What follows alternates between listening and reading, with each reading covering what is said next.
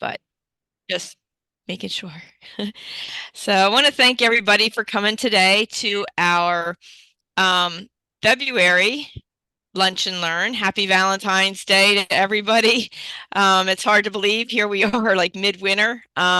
It seems like when I set these meetings up, I'm setting it up throughout the summer, and I'm thinking, oh, that's a long way away, but here we are. So today we're going to be talking about, and for those who don't know who I am, my name is Patty Strom. I'm the Parent Resource Coordinator Trainer for the SALT Talks. So today this whole month we're talking about work hard, play hard. We'll be ending the month with camps and recreation activities. But for 3 weeks in February, we're looking at employment navigation. So last week we talked about creating that employment team. We worked with Keith Banner with DODD, and he talked about employment navigation. So this week we wanted to touch on the piece with your local county board of developmental disabilities. And you'll have to correct me, Beth, later or whatever. I know we call it there in Butler County, it's employment navigation. Some other counties may have a different name for it. I'm not sure if they're all employment navigation departments across the board for counties who have employment navigation. But one thing they should have is a benefit analysis person, different departments. There's also different agencies and organizations that do this benefit analysis. It is a very helpful tool, something that can use when your child is looking at that job, part-time, full-time, this transition piece.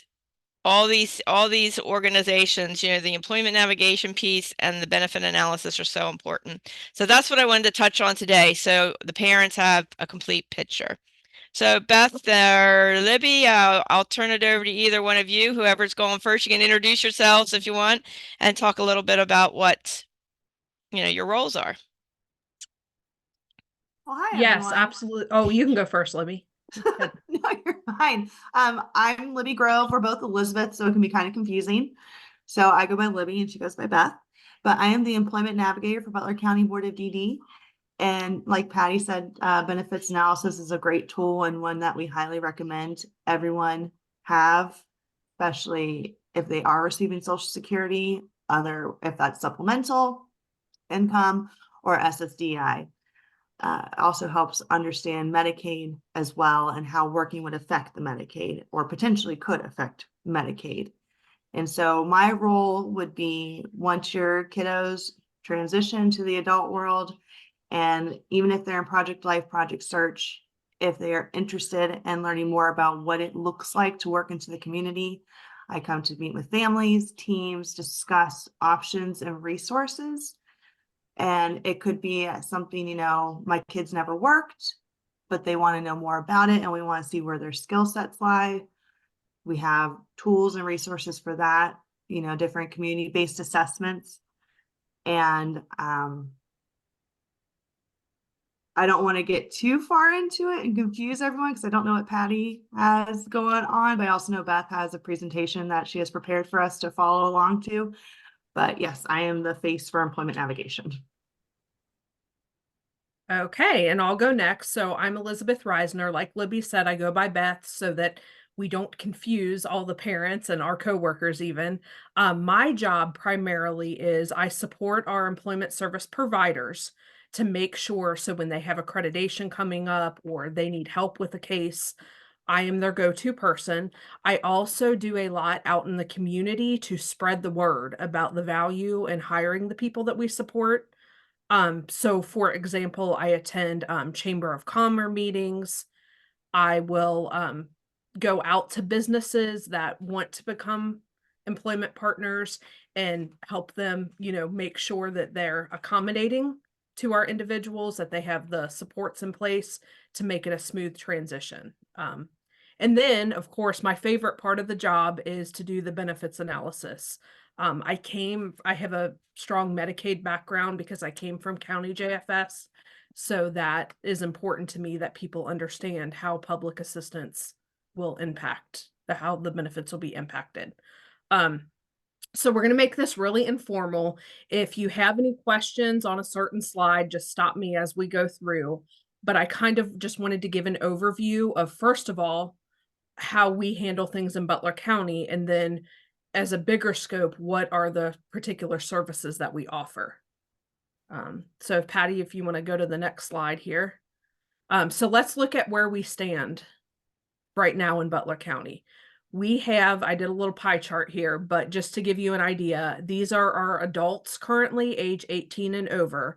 We have to report this information quarterly to our board. But as of right now, we have 531 people who have a job. We have 327 people who want a job. So Libby, our solo employment navigator, has her hands full with plenty of job seekers. And then we even meet with people on path 3 who aren't sure about work. And with those people, the benefits analysis is really important. And then we have our people that maybe just aren't interested in working at this time. Now that number is high at 757, but that part does include anyone 14 and up. So that's why you see the big gap there. Okay, so an overview of what employment navigation is. So the primary role of the EN is to help the job seeker find a job. They have important connections and a wide range of knowledge with opportunities for Ohioans with disabilities, local school districts. We partner a lot with Butler Tech, Ohio Means Jobs, and then as a last resort, we will use the waiver for payment. And then also our local Chamber of Commerce. We're involved in the Westchester, Middletown, and Fairfield Chamber of Commerce. They help the person to facilitate informed choice and then facilitate access to the needed supports and services. So their job, SSAs have a full plate, right? They have a lot of emergencies going on, a lot of housing crisis going on. So the sole focus of employment navigation is to make sure that people obtain jobs. And Libby, if there's anything you want to add to that, let me know, because I know you do a lot. All right. Oops. Go ahead. And the next is just an overview of my role, which I kind of already described, and that is supporting providers. And then we've got, I did not put our pictures in the slide, but we have our employment navigation team of 2. This is our contact information, and we will provide a copy of this PowerPoint just in case any of you guys want to get a hold of us or to learn more about your specific situation.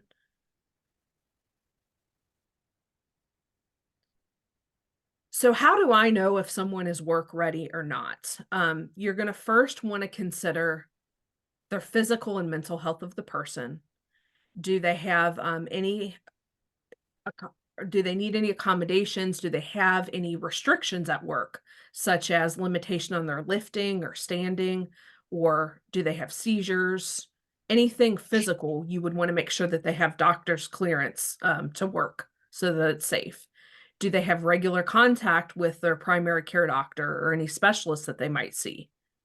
So, for instance, I know all of us sometimes we don't get to the doctor as often as we should. So maybe we don't know if there's a physical or mental limitation.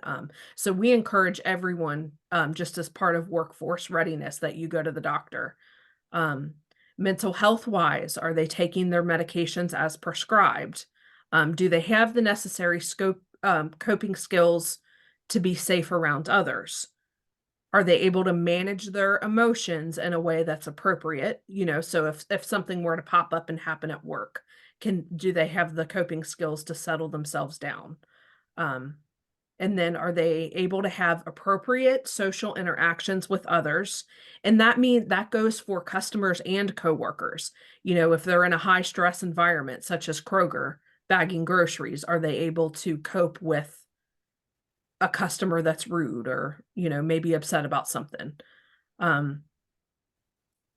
If someone is in a vocab, their provider is required to, so for example, Easter Seals, Goodwill, they're required to have an annual progress report. And that can be a good tool to use to see if someone is workforce ready or not. Is their hygiene appropriate for the work environment? And do they attend appointments with you, with their SSA or with their team timely?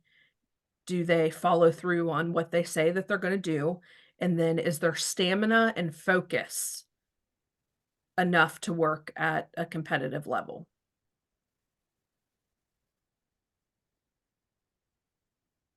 Okay, so now we're going to go through the employment navigation process flow. So it's very simplified. If they have to have an SSA first. So their SSA would be the first point of contact. And if the SSA feels that they are ready, then they are going to do an employment navigation referral to us in our Britco system. And I know it's hard to see, but I gave you guys kind of a sample of what that looks like. It's electronic now, but the meat of it is still the same.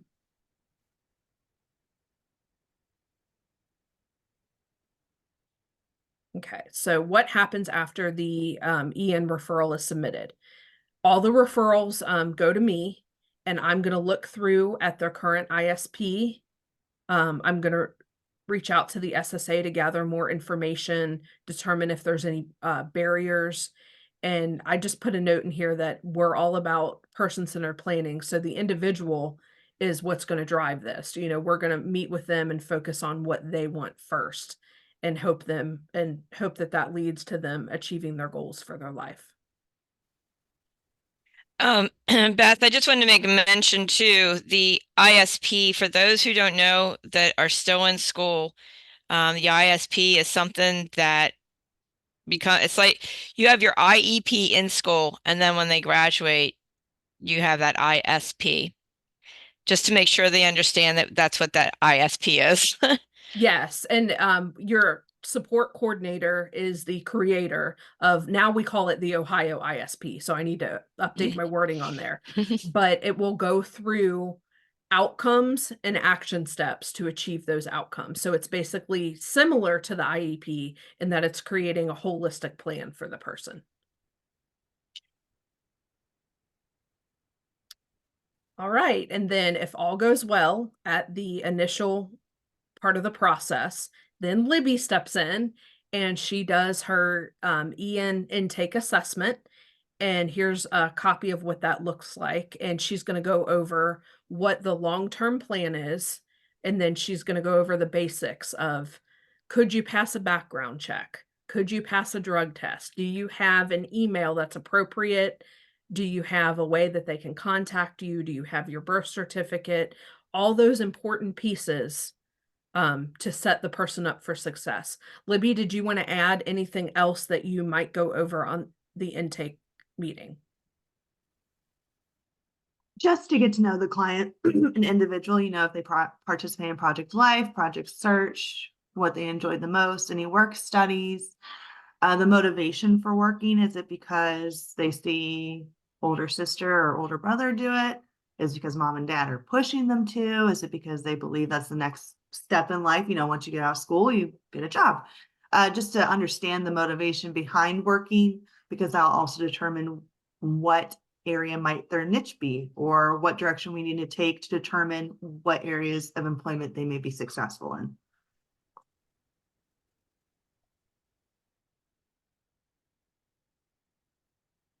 All right, very good. And then here, the employment navigator is going to, based upon the outcome of the meeting, determine the next steps for employment.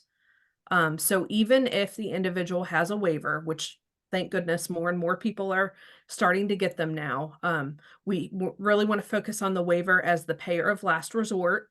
So you may have heard of OOD, Opportunities for Ohioans with Disabilities.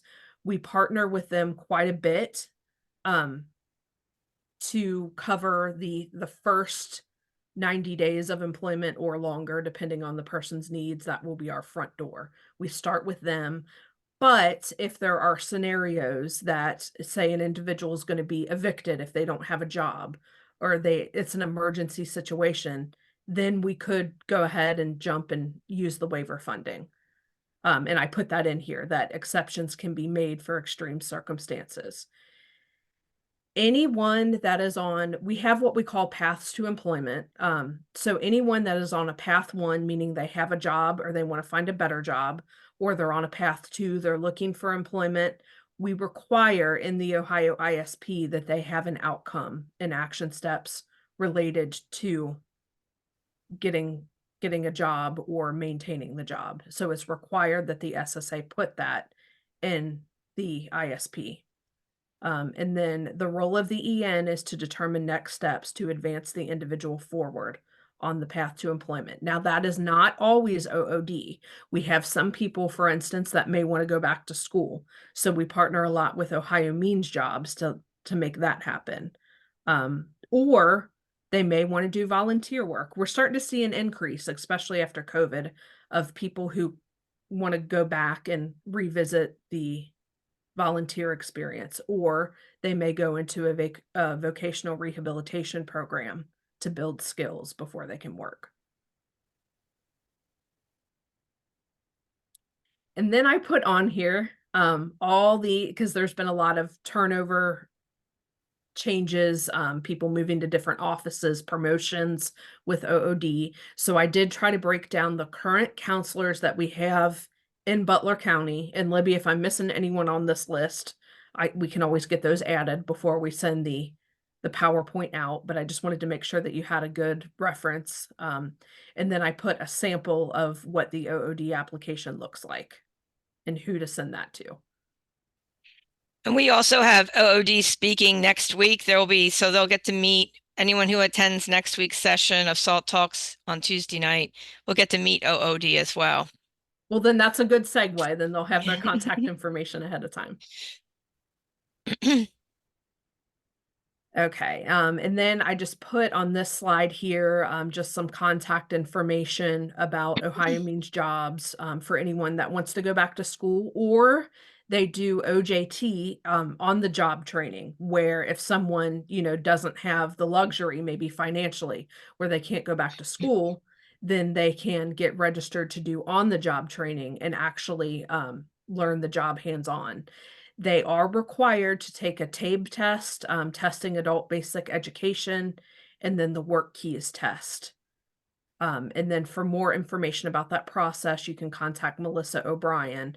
They do have orientation on Wednesdays, and I believe they have an online option now, whereas before you had to go in to Dixie Highway to their physical location, but I think they offer hybrid now.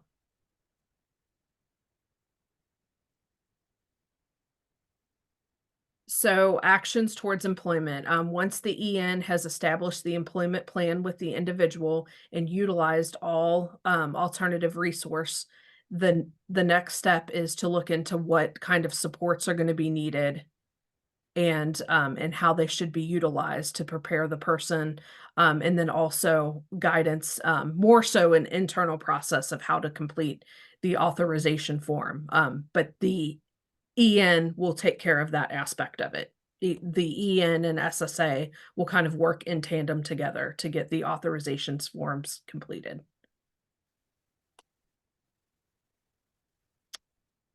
Okay, now we get into the fun part. Well, it's fun for me. I don't know that it'd be that thrilling for you guys, but career planning services. So the waiver has several types of services. And the expected outcome of using a career planning service is for the person to achieve community integrated employment. And we're going to go over in the next coming slides. So I'll list them out one by one, what they are. Go ahead. Yeah, they're on the next. Yeah. Okay. Go ahead. So the first one, kind of going back to the beginning of our call, is benefits analysis and education. This support provides a detailed report about a wide range of public assistance benefits to job seekers, families, guardians, and advocates. When to use this service: when the person expresses they need more information about work and how working could impact public assistance benefits such as SSI, SSDI, food assistance, and Medicaid. The this is more of an internal process, but the billing form that we would complete, it is a payment rate of $470. Now, Libby and myself can do them free of charge, so no cost to their waiver or to their local dollars. The EN will ask for a release form for Social Security to obtain a BPQI report, that stands for Benefits Plan Inquiry. And once we obtain that report, we use that information to create the final report. Libby, did you want to say anything regarding any of that or the BPQI? No, not yet. Okay. Just that it could take a few weeks for us to get that report back from Social Security. Yes, so we tend to either get really lucky and we get it back within about 24 to 48 hours, or we're waiting 2 or 3 weeks. Now, we do have a contact at the local Hamilton office, so it's easier for us to get them for the Hamilton office than it is the Franklin office. But we do have contacts at both. And we And do follow up weekly to make sure that, they're aware of it. in addition to that, if you are already, your loved one is already attached to OOD, that's also a service that OOD could provide as well.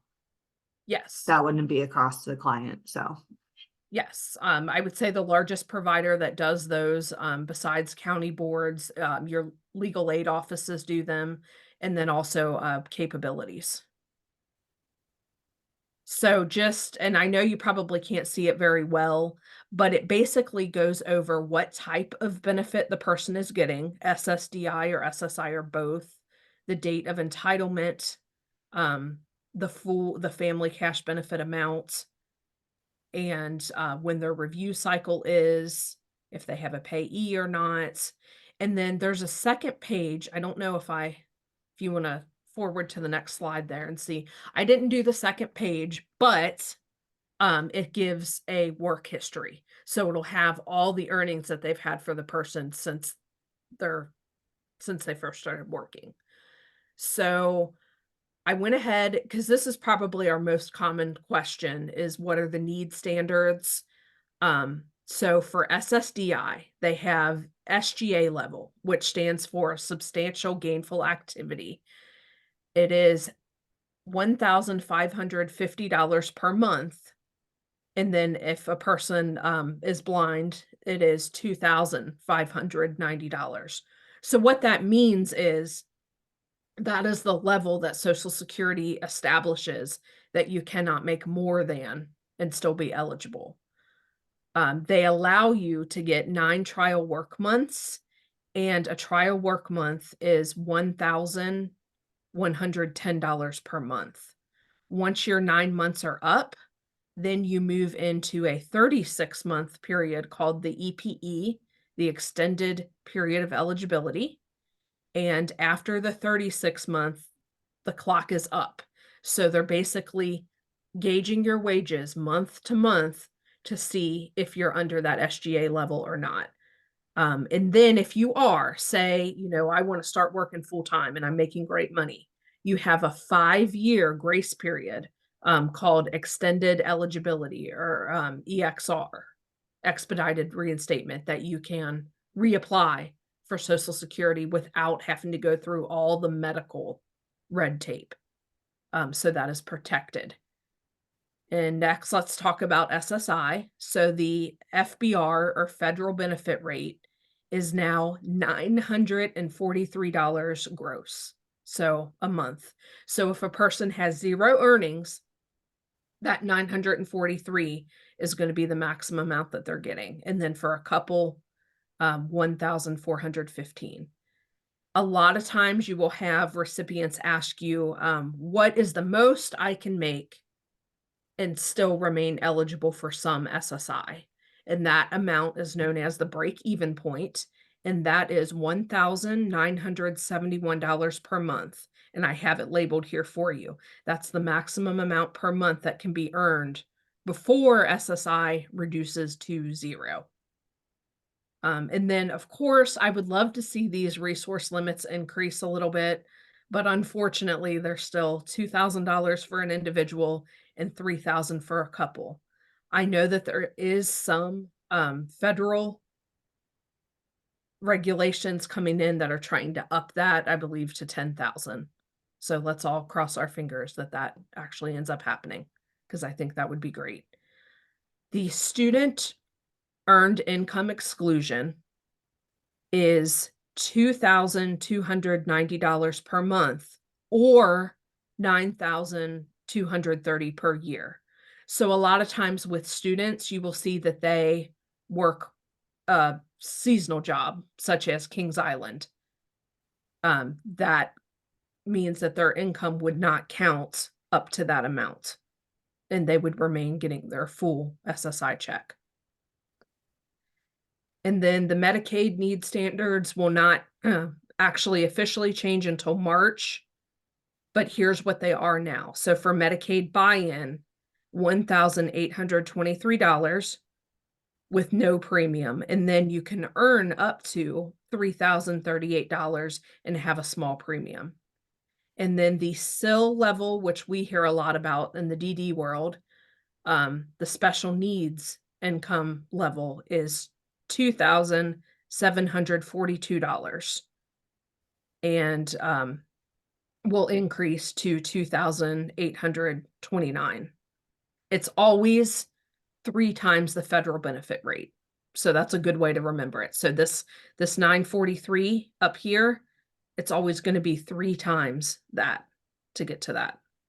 So, okay. And then, Libby, would you like to take over on the next slide here and just say what the differences are between SSI and Absolutely. SSDI? So to touch base on what Beth said, SSI and SSDI, you will see a fluctuation in the check if they are receiving the supplemental.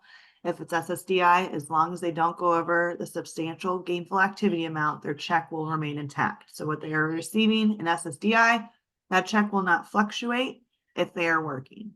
If they are working and have SSI, which is supplemental, you will see a fluctuation within that check. So SSDI is benefits based on earnings of a worker. SSI is based on the needs of the client, the individual. SSDI is financed by employer and wage earner contributions. SSI is financed by general tax revenue. SSDI, no.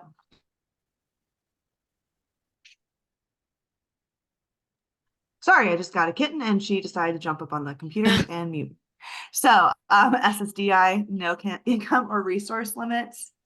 SSI, income and resource limits.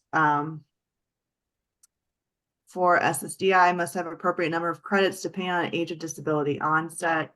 And then SSI, no work credits required. Would you mind scrolling it down just a little bit, Patty, for whatever reason? The cat just did. I'm so sorry. There we go. So with SSI, Medicaid is automatic. Medicare is eligible for 2 years from date of entitlement for SSDI. SSDI, you are qualified benefit amount based on average lifetime earnings. And then SSI's benefit amount is based on the annual federal benefit rate. SSDI established monthly benefit changes only with annual COLA or additional earnings that they may receive.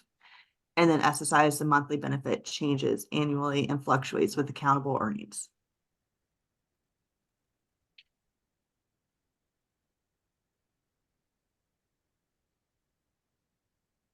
Beth, you want me to talk about career discovery? Oh, I was muted. Okay. No, I can get this one. That's fine. Oh. Okay. So career discovery, this is a great move for someone who doesn't know what they want to do. So oftentimes when people are coming out of school, they just don't know what they want. We've all been there. So this gives you a chance to explore your community, and you're going to go out and find 3 different themes, 3 different types of work areas, and it's paid by unit rate. And then I grouped out, so if you're acuity A, $1,418.24. And then if you're B, $2,127.36. And if you're acuity C, $2,800 $36.48. There's a story that I like to share. I had a young man who did a career discovery, and he went to Miami University and he loved the football games. So while he was there, he got to talk with the athletic director, and they actually offered him a job doing security at Miami University. So this can lead to really good connections and ultimately lead to a job if the situation's right. And something to remember about career discovery and it's a report, it's a assessment that Butler County Board of DD pays for. OOD would not pay for it. So let's say your kiddos in high school has not participated in Project Life or Project Search, but like Beth said, has some areas of interest, and you and your loved one want to know, okay, so my child really likes history, sports, and gaming. What areas of employment in our community would that revolve around where he could apply his interest and maybe his skill level? Maybe they're really great with history, remembering dates and events. So this would be a great starting tool that we could do. Pick a provider, they take them out to these different themes of point of interest, and they have informational interviews with different employers. And then at the end of it, we sit back down as a team and review the report. And then the client can say, this is the area history I enjoyed the most. I got to tour the Children's History Museum and learn what a tour guide gets to do and how they get to be trained and how often they give tours. And then from there, we can make a referral to OOD and see what areas within that interest are applicable in our area for community employment. So it's a really fun report. Yes, Libby and I both love getting these. They're great.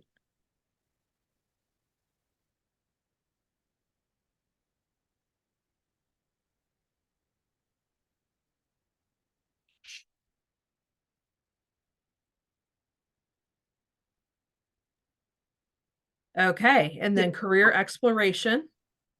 This is very similar to the career discovery. However, they're actually trying out the physical job. So there is the distinction.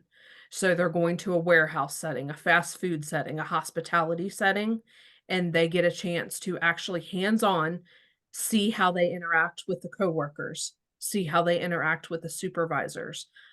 This is very similar to the community-based assessments with OOD. Although they are called two different things, they're synonyms. So the only time that we really authorize this service is when OOD is not able to provide the community-based assessment. And then so I broke down the different pay rates based upon the level 1 and the self. I made this little chart here for you, and this is all current ranges. And then usually it's paid for in unit rates. So that's how we would process it on our billing end. Now, parent-wise, you don't really care so much about that, but I did want to incorporate it because I think it's good information to know, especially for SSAs and professionals. And this is not free labor. It's not like they get to go to, let's say, to a veterinarian's office and they work for free. They will be paid for their work and time spent at these sites, and they will have a job coach with them the entire time.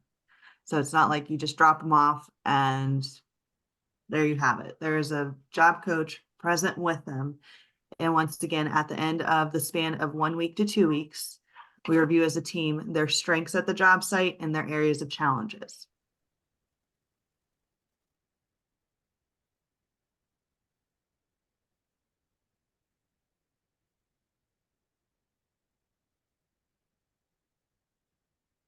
Okay, and then we have employment and self-employment planning, and I'm not going to go into all of it because I think it's pretty self-explanatory what self-employment is, but the bottom line of what you guys need to know is that we do support it in some instances. We have, just to give you real life examples, we have a young man who owns his own audio video company.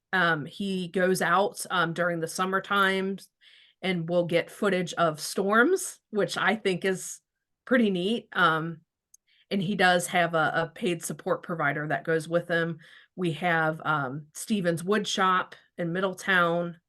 We have a lady who makes her own jewelry and sells it. What I would We have a really like to see gentleman that more of. buys his own tobacco and creates cigars. Yes. So we have a lot of unique, we don't have many in our county, but I think we do have a wide variety of what people do. And then we can also partner with other agencies such as Self to help obtain startup funding and to give them a little bit more of the educational piece around that.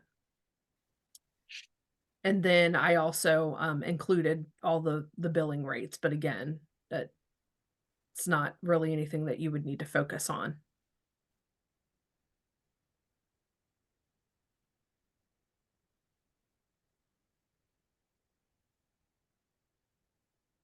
And then job development is just that. That is the service that we authorize when somebody is in the process of obtaining employment. So typically what happens is you will select a provider, and then that provider will meet with you once or twice a week for 4 hours or so and help you apply for jobs online, help you go out into the community and fill out applications. Although that is kind of becoming more and more a thing of the past. More places are requiring you to do online applications, but that is the sole point of that service, is to make sure that they are monitoring you weekly and applying weekly until employment is found. And for most people, I would say that they're able to find a job within 3 to 6 months. So, and then again, I give a little bit more information on the slide that an agency gets 1156 per unit to help them achieve that goal. Or I'm sorry, the 1156 is for an independent provider, and then the $18, 1844 would be for an agency provider. And keep in mind, 1 unit equals 15 minutes, and there's four units within an hour. So that just gives you some indication as to how much providers are being paid to accomplish that.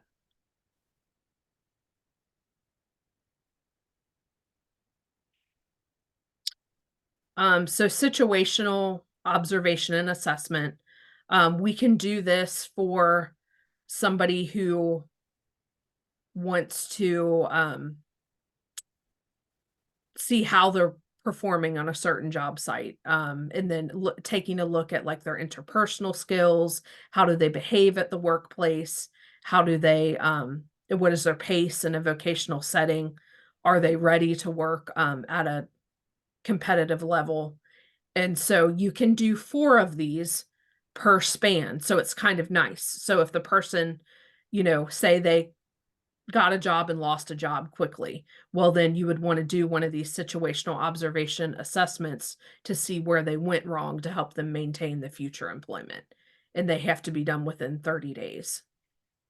And then it is a report, so the payment rate is $1,063.68 per report completed. But it's nice to know that you can do 4 of them, so that way you're not limited.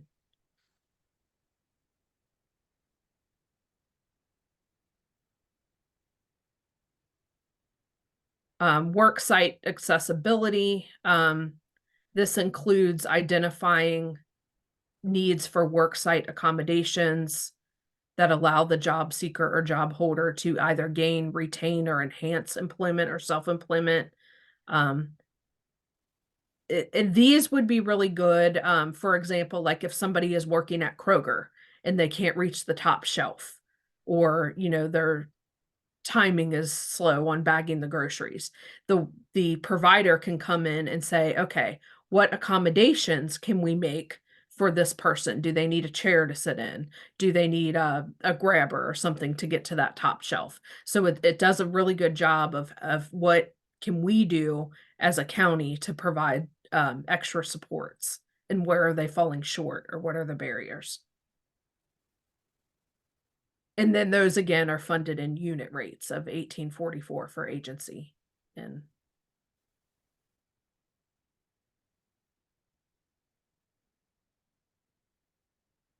this is probably our most utilized service. individual employment supports, better known as job coaching. So usually when OOD closes, then we kick in, because our agency is unique in that we support people from birth to death. So OOD, think of them like the Navy SEALs. They come in, they do their job for 30, 90 days, and then they kick it over to us and we maintain those long-term coaching supports. I think I just processed a case the other day where the gentleman had been on the job 23 years and he was still getting job coaching supports. And what that was for self-advocacy, because he has a hard time understanding HR paperwork, abdicating for time off, certain working conditions. And so he's probably one of our longest terms. Libby, can you think of anyone else longer than that span? I mean, it's rare to have somebody on that long, but we do have those cases. And as long as there is a need, then that we can support, then we will still remain in the picture. Good. Yeah, but that is what we authorize probably most often, almost on a daily basis, because we Yep. really want people to maintain those jobs after they get them. And it brings comfort for the client and the families to know that even if it's someone like a job coach checking in twice a month, just to make sure that the client is still happy and content with what is happening at work and that the employer's expectations are still being met. It helps bridge that communication gap. And hey, maybe they want a promotion or they want a lateral move, then this service could be used for those means as well. Maybe there's a certification that's required they could help, assist that person with. So it's all Right. different kinds of scenarios. A lot of employers have annual online trainings. This is something that the coach can go in, sit next to our client on the computer and help them complete those online trainings. Yes, very good point. So it's a lot of words to say that that's how we help people maintain their jobs.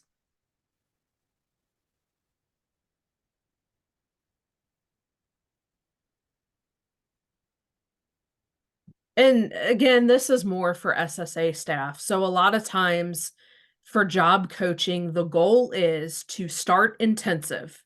We're going to start with a lot. So in this example here, we've got the person, they have 6 hours of support.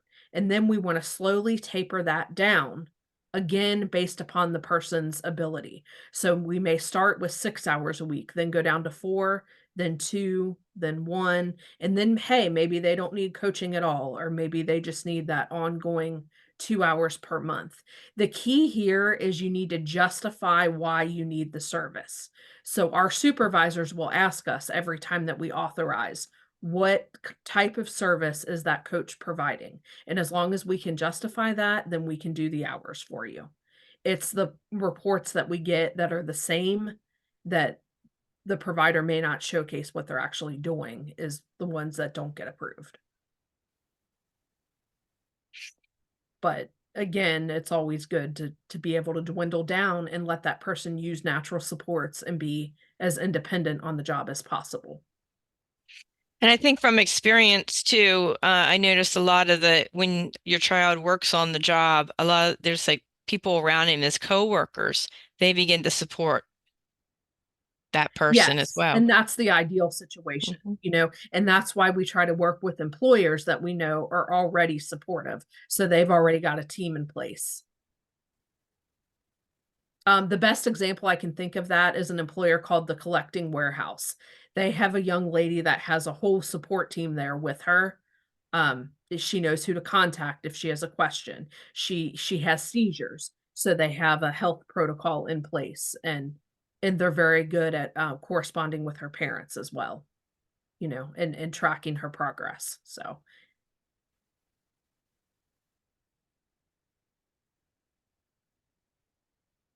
and then I just wanted to kind of give you an overview of what employment service providers are out there, who, in Butler County can you work with. And now with our agency, we have to remain completely neutral. So typically how Libby handles it, how I handle it is we provide you a list and then you can do the research on your own. There's reviews out there that you can look up. You can have interviews if you would like. Just like people interview for HPC staff, you can also interview for an employment staff and make sure that that person is going to be a good match for you. So we have Carol Buckner with Best, located in Westchester. We've got Capabilities. Probably what they're most known for is driving school. They do a lot of driver's ed training, and they are also really good on the career discovery. So wonderful provider for those services, and they do the benefits analysis. They're one of the few that offer the benefits analysis. And I tried to list out there for you in detail what services they cover.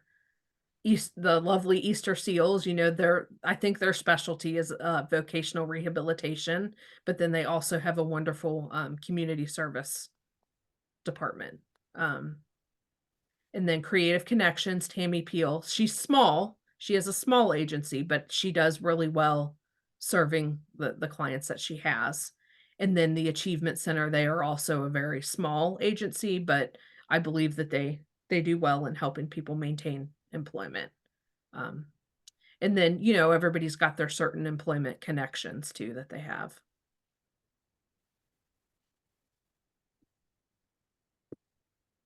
And so then just case closures and final takeaways, we do everything we can to try to get people employed within 6 months.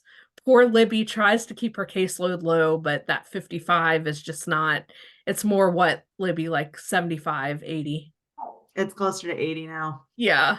So we try, but we also don't want to let people go too soon. So Libby does a great job of letting people know that they can reach her long term. And she's got a good working relationship with a lot of our SSAs. And so there's just several types of career planning services. And just know that we're here for you to support whatever the person needs to provide the necessary resources. Because what our ultimate goal is to help people make informed choices about work.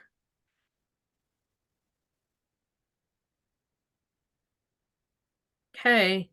And now we will answer your questions. So I saw some popping up in the chat, but if you want to just direct those towards us.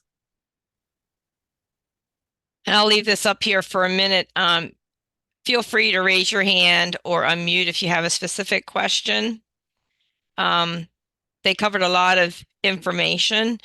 That's all very helpful when your child goes into that employment segment or stage of their life. Just from like experiences and stuff for us, if there was a change, like maybe your son or daughter gets, has a good relationship and has a good job and going along, and then all of a sudden, whatever happens or whatever changes, they want to change jobs. The county board, they'll help you get that realigned. OOD is there, and the county board, they work together to help, your child navigate that so they are where they want to be. And I'll go ahead and stop share here 1 second. Yeah, that's very well said, Patty. I think a lot of times, even with management change, we see where people who had never needed supports may end up needing something, or maybe their position. We're seeing a lot since COVID, people have to do more job tasks and they get overwhelmed with it. So that would be a good time to call in a job coach to help that person succeed and not feel overwhelmed or feel like they want to quit. And it can be scary, especially, people want to protect their Medicaid because we all know how expensive health insurance is. And that's why they've created Medicaid buy-in for workers with disabilities to keep people in the workforce, but also understanding their medical needs and limitations. And just to add, I believe you and Latasha are going to be talking about a little bit about the Medicaid and the buy-in and that's next month. Yeah, so Yes, sneak yeah. peek for Yes, March, sneak I peek. think it is we're going to be talking all things Medicaid, and just kind of really break down the different types of Medicaid and what's most appropriate for a certain person's situation. and just really how to maintain it, because for a while, Medicaid wasn't doing recertifications, and now I'm sure you all have noticed they are coming fast and hard, and you've got to be prepared for that and make sure that you're turning in your renewal paperwork, make sure that you're turning in your pay stubs, that you're reporting changes timely. Because I think that's where, even with SSI, a lot of times we notice that they're not counting the proper income. So it's really important to stay on top of those reporting duties. And it, in some cases, it'll affect people's housing and their rent amount too. So just keeping up with all the different agencies, I know, can be overwhelming. Does anybody have any questions? Anything about the processes, like when to, do the benefit analysis? When maybe you have Social Security, or maybe you've just applied for Social Security and you're still waiting. Is it better to do the benefit analysis? And Beth, I know you mentioned it, it's related with the SSI, the benefits, SSI, SSDI. Can someone start this process prior to getting maybe an eligibility to Social Yes, Security? so I would recommend the sooner the better. I would say as soon as somebody is thinking about work, that would be the best time to do it. But we get a lot, say people get a pay raise, or I'm working more hours now. Anytime you're seeing a large fluctuation of income would be a great time to do it as well. And it's a great tool to see where you stand with your benefits, and your income. I mean, you don't, I mean, some of the stuff you don't do it just once. I think we No, you had can do it two or multiple three. times a Yeah. year. Yeah. So don't, you might think, okay, well, I'll get one done, but it's an ongoing thing. Like it's like Beth mentioned with the changes, your pay raise, I mean, there's bonuses, there's not so much as overtime, but seasonal, kind of like you might cut back a little bit and then you increase, and there's multiple changes that can happen in an employment situation. Well, and then there's also impairment related work expenses that you may not be getting credit for with something that you're already paying. So say they pay for transportation out of pocket, they're paying for a certain medication out of pocket, you can get credit for all of those. So it takes down your countable income to keep you under that SGA level, or increasing your SSI amount. So there's multiple benefits to that. And if you want, Patty, I do have a list of impairment related work expenses that I could send over to you to attach with the PowerPoint. So that That, way, if people are talking to families, they can reference those. yeah, that would be great.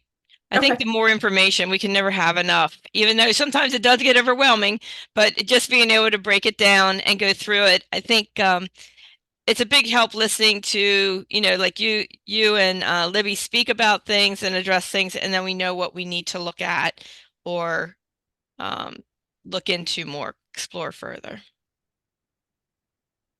Does anybody have any more questions here before we're getting close to time to wrapping it up? Is there any, you can raise your hand, you can unmute if you want, if you have any more questions. One other thing I know, you can just raise your hand if you want. I'll just keep talking. Um, for the providers list, you mentioned a few providers, and Yes. just real quick, I think OOD has it on their website. They used to have a list of providers, and you can see what they, what they did.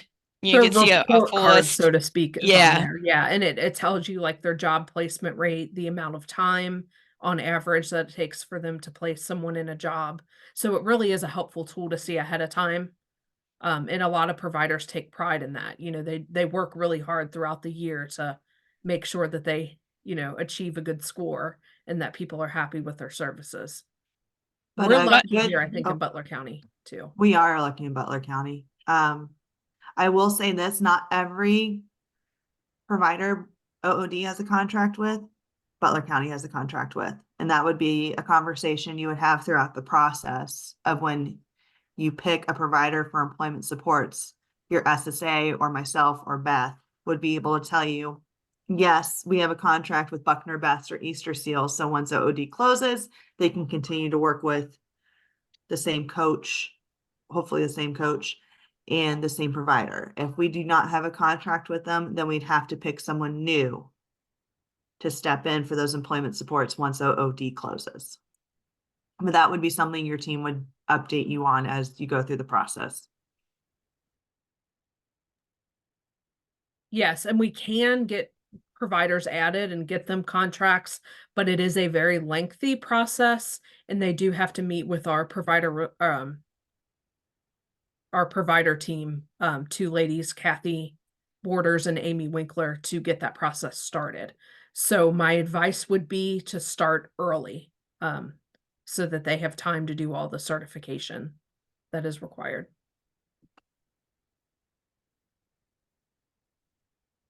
Is there any other questions out there? So this is just one part of the employment that we're looking at. Like I mentioned earlier, we do have OOD, Opportunities for All Kinds of Disability. They'll be joining us next Tuesday night during SALT Talks. And talking about their group and what they do. So, and you'll notice these next couple months, it seems like all of our topics, they kind of like interlock with each other in some way or another. You have, between the DD services, but then she mentioned waivers. We're going to be talking about funding and waivers at the beginning of March, but then we have Social Security, and they all kind of seem to overlap in some way. So you'll find that, you listen to today, next, and then you heard a little bit about OOD last week. Keith talked about OOD as well, but it's all this team of employment, just getting everybody to work together and creating that network and that team is so important. So I don't see any more questions, but I think we're just about out of time. But I want to thank you too for Beth and Libby for joining us. Do you have any final comments before we close?